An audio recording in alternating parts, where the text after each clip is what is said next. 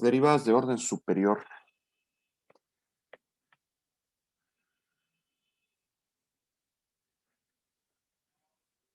Cuando nosotros derivamos una función, lo que obtenemos es una función nueva, ¿sí? Por lo que vamos a notar cada vez que nosotros derivamos una función, esta nueva función que obtenemos, lo que hace es disminuir su grado en una unidad. O sea, cada vez que derivamos, la función disminuye el grado. Recordemos que el grado de la función es el exponente mayor que tiene, ¿sí? Entonces, si yo tengo una nueva función, pues quiere decir que es susceptible también de ser derivada nuevamente. Y al volver a derivar, de nuevo, tendré también una nueva función y así sucesivamente, ¿verdad? Cada vez que yo tenga una función, esta puede ser derivada. Hasta que lleguemos, desde luego, a una función constante donde su derivada es cero y entonces agotamos esta posibilidad, ¿verdad?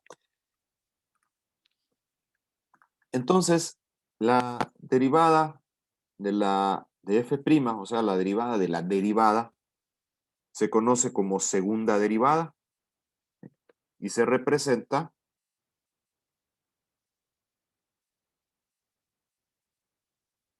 como f b', o sea, con dos comitas, ¿sí? Quiere decir que es la segunda derivada.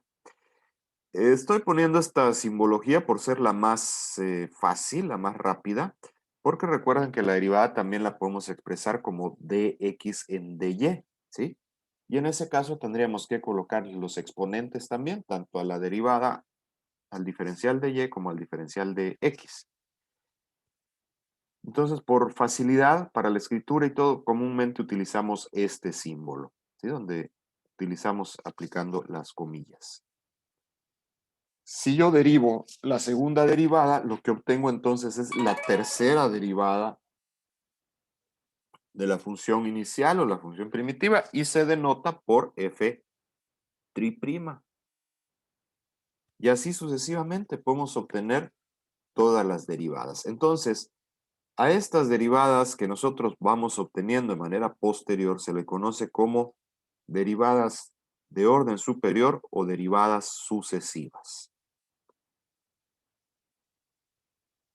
Para obtener estas derivadas de orden superior, siguen aplicando las mismas reglas de derivación que ya conocemos. Todas nuestras consideraciones, la derivada de una constante cero, la derivada de x es 1, si mi función tiene otros elementos como un u a la n o un producto o una división, tenemos que seguir utilizando estas fórmulas, ¿sí? Vamos a observar un primer ejemplo. Hallar la segunda y tercera derivada de la función. Me da una función, en este caso una función polinomial, que sabemos para derivarla tenemos que hacerlo término a término. Por tanto, la primera derivada será 5x a la cuarta menos 12x al cuadrado más 2x, y pues la derivada de 1 como es constante es 0. Entonces, como podemos observar, en la primera derivada efectivamente redujo su grado, la función, en 1, ¿sí?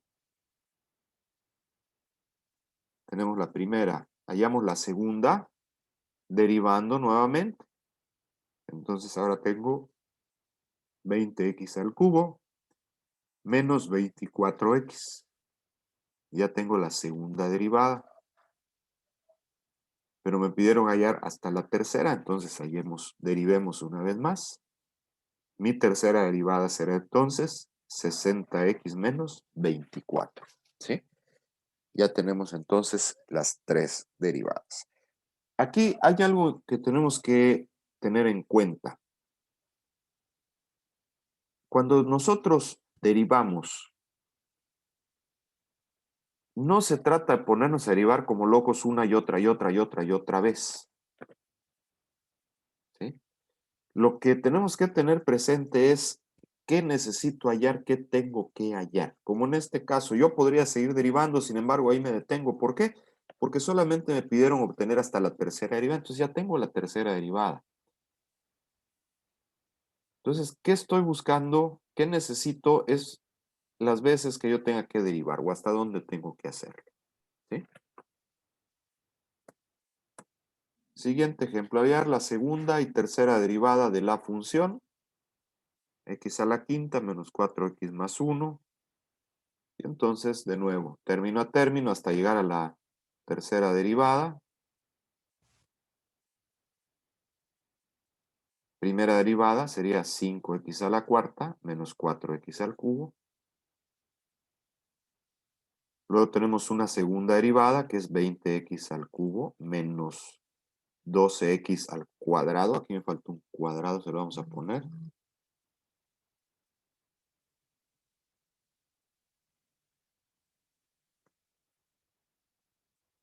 12x al cuadrado. No quedó muy bonito, pero lo tiene que llevar.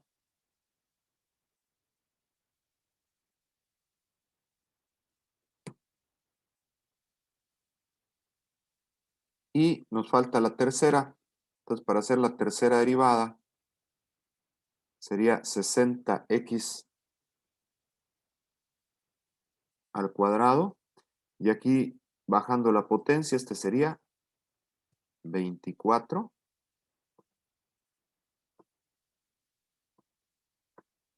24x. ¿Sí? Tenemos la tercera derivada.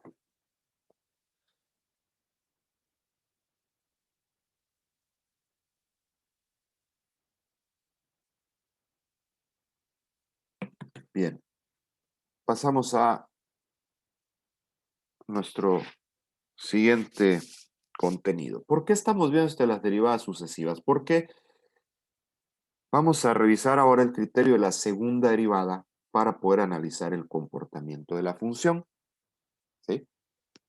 Entonces ya vimos que, bueno, esto de las derivadas sucesivas en realidad no es más que seguir derivando nuestra función hasta donde yo necesite. ¿Sí?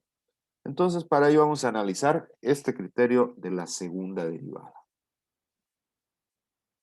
Para el criterio de la segunda derivada, vamos a utilizar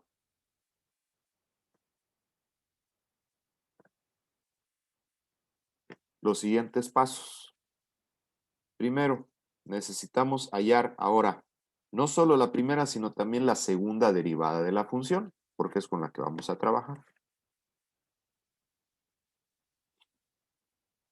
Luego, ambas derivadas tenemos que igualarlas a cero, resolver las ecuaciones que se generaron para encontrar nuestros valores críticos. Y posteriormente interpretar los valores críticos mediante el criterio de la segunda derivada.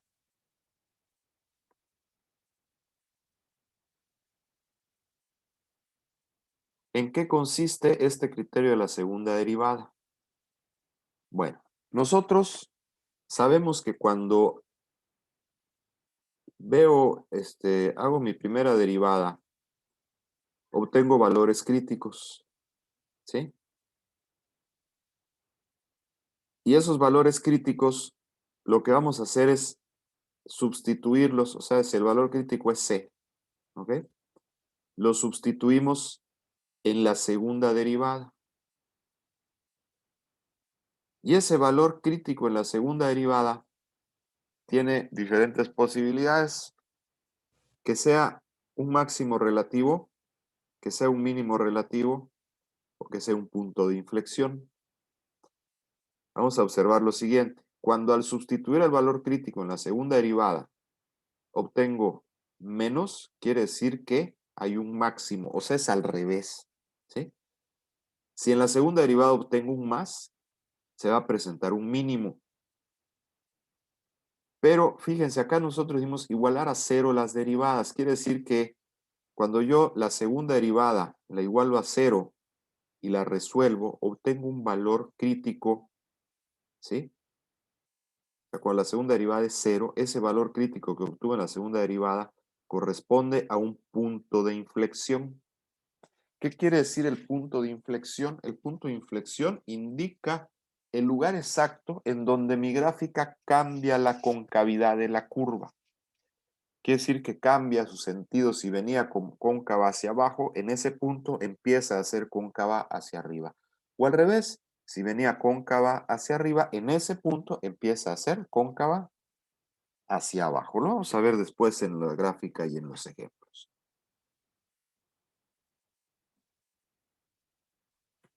Para la función dada, y se utiliza el criterio de la segunda derivada y determina los valores críticos, si son máximos, mínimos o punto de inflexión. Obtener las coordenadas para estos puntos, los intervalos en que la función es creciente o decreciente. Y este criterio de la segunda derivada me permite hacer un nuevo análisis. Como aquí ya estamos ubicando los puntos de inflexión, me permite también establecer los intervalos de concavidad de la función. Entonces, bueno, vamos a partir ahora de esta función que tenemos aquí para hallar la primera y la segunda derivada.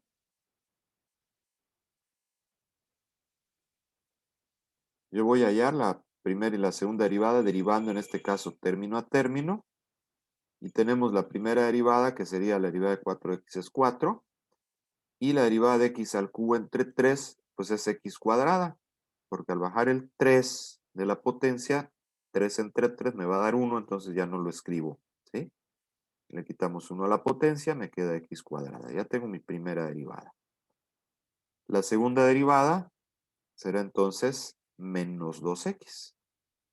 Entonces, con estas dos ecuaciones vamos a trabajar para hallar nuestros valores críticos. Lo que tenemos que hacer enseguida es igualarlas a 0. Igualamos a 0 cada una de ellas. Y entonces tenemos para menos 2x igual a 0, pues aquí directamente, ¿verdad? Sabemos que x pues es 0. Entonces ya tengo un primer valor crítico que es 0.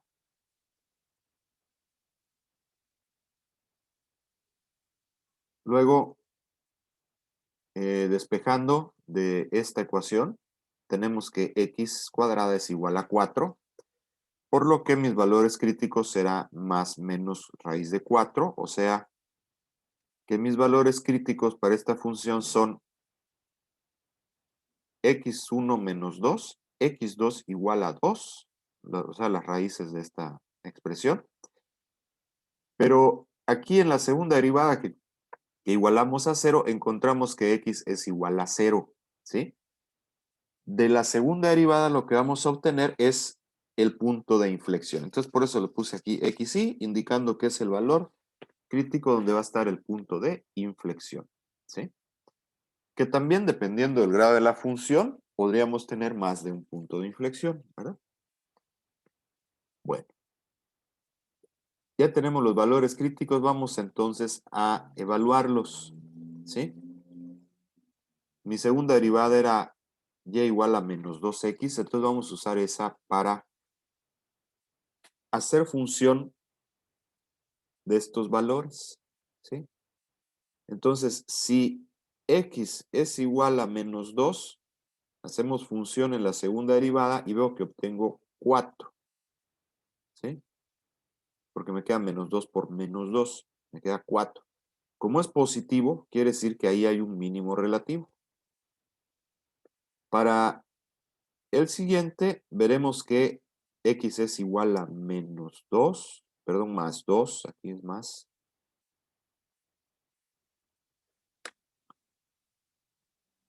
Este es más, ¿sí?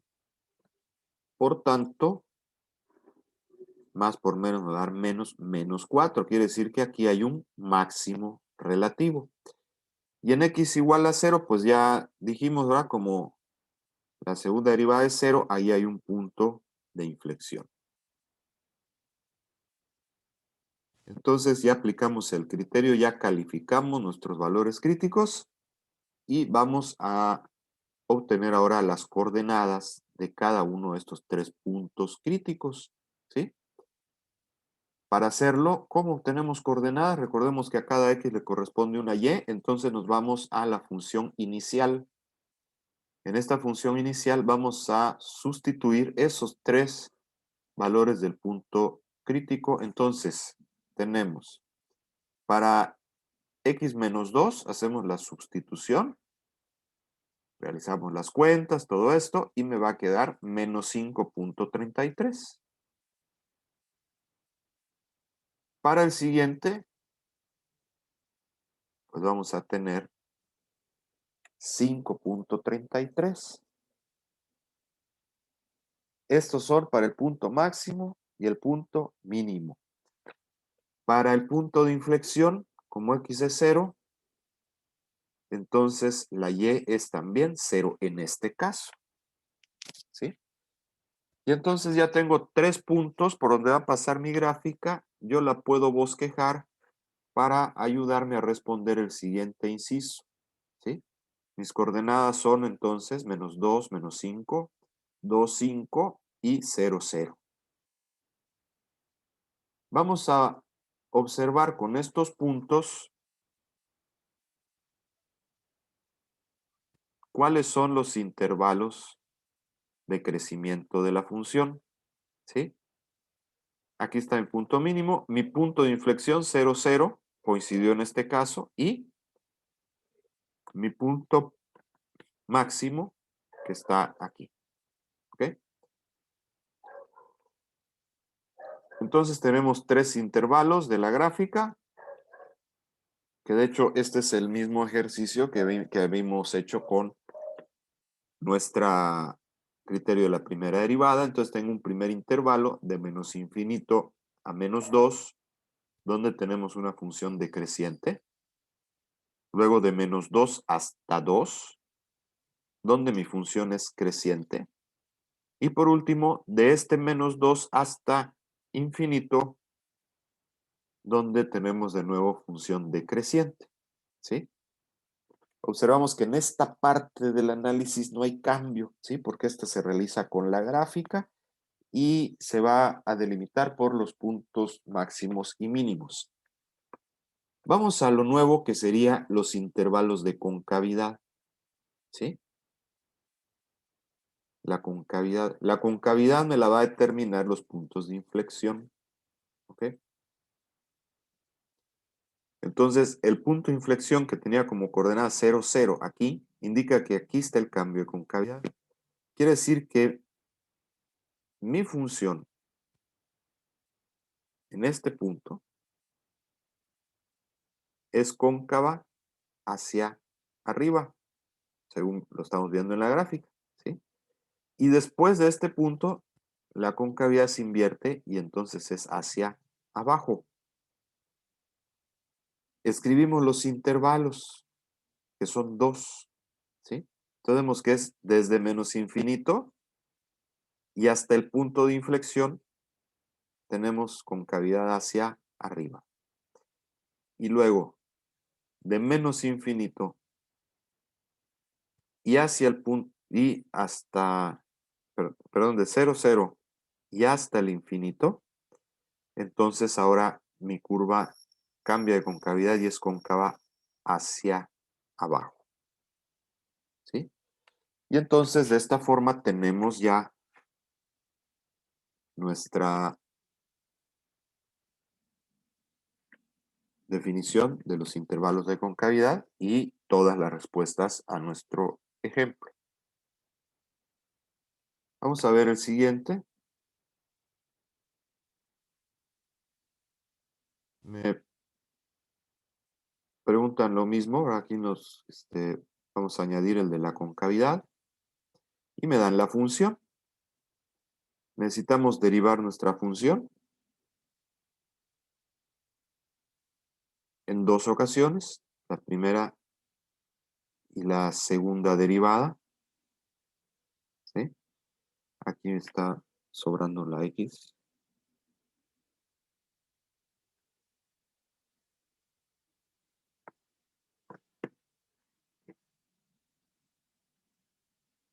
Entonces pasamos a resolver nuestras ecuaciones para obtener los valores críticos. Los valores críticos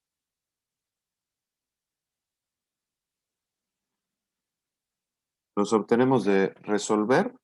Sabemos que aquí la primera podemos resolver factorizando. Esto de nuevo es el mismo ejemplo anterior, solamente estamos añadiendo ahora el análisis por el criterio de la segunda derivada, ¿sí?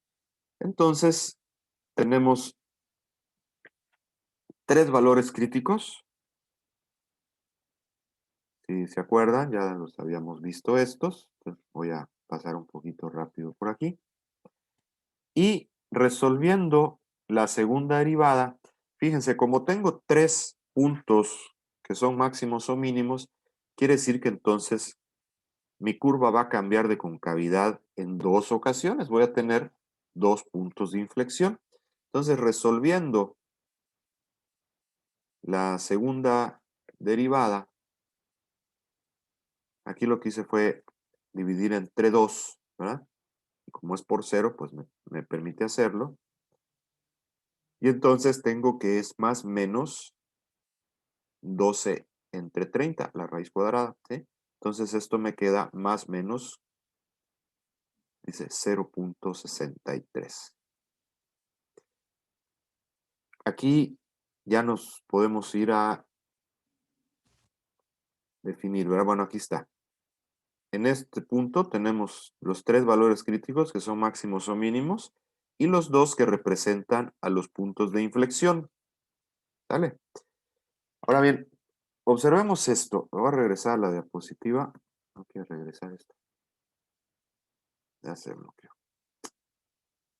Aquí está. Observemos que los puntos de inflexión tienen que quedar en medio de los puntos donde están máximos y mínimos.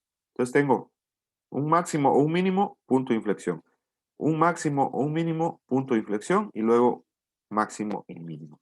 Yo no puedo pasar de un máximo a mínimo si no hay punto de inflexión. ¿Sí?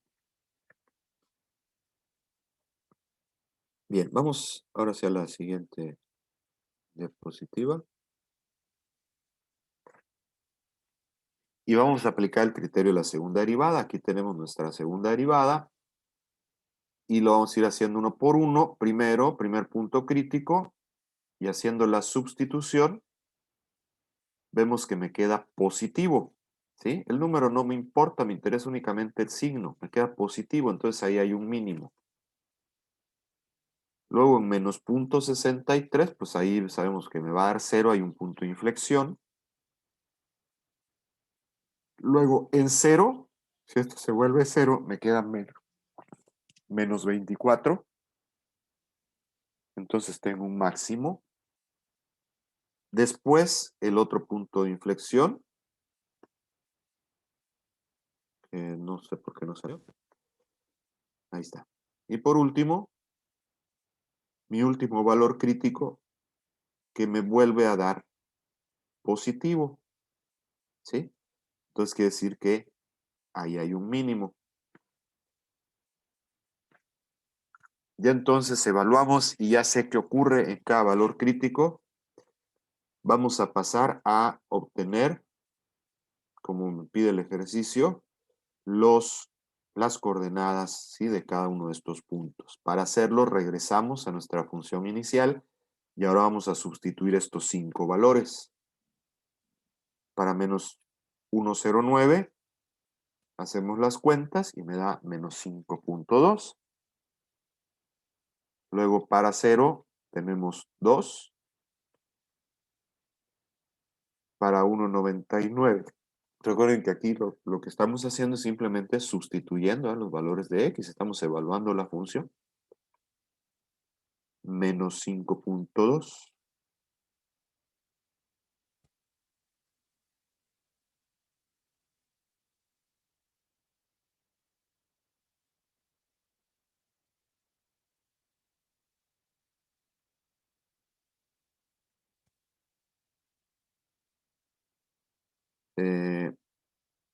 Los puntos de inflexión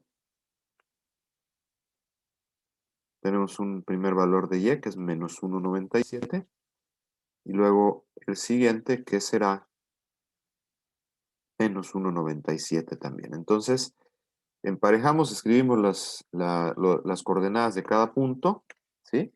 Entonces tenemos un punto mínimo con sus coordenadas, punto máximo, punto mínimo, pero tenemos también los dos puntos de inflexión con sus correspondientes coordenadas, ¿sí?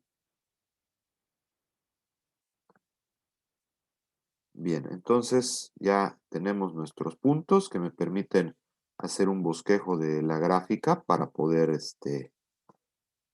visualizarla y analizar los intervalos.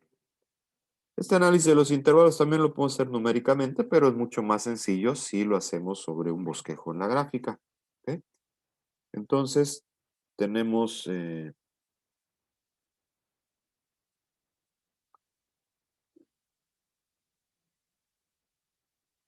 aquí está nuestra gráfica, que ya conocemos, y sabemos que son 4 intervalos para el crecimiento de la función. Los volvemos a escribir desde menos infinito hasta el primer punto mínimo, es decreciente. Luego de mínimo a máximo es creciente. Después de máximo a mínimo, pues tiene que ser decreciente. Y por último, del mínimo hacia el infinito, pues es creciente. Ok, bueno, estos intervalos ya los habíamos analizado previamente. Vamos a revisar la concavidad, ¿sí? Para la concavidad necesitamos entonces ver los puntos de inflexión. Los puntos de inflexión que están en menos 0,63, está como por aquí más o menos, ¿sí? Entonces tenemos un primer intervalo de menos infinito a menos 0,63, donde vemos que la concavidad es hacia arriba. El siguiente intervalo,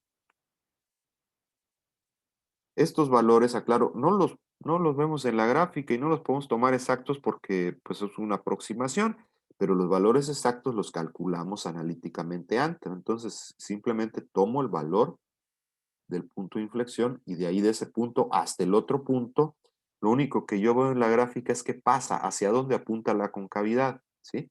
Y vemos que entre punto de inflexión y punto de inflexión, la función, la concavidad apunta hacia abajo, ¿sí? Y nuestro último intervalo, que sería de 0,63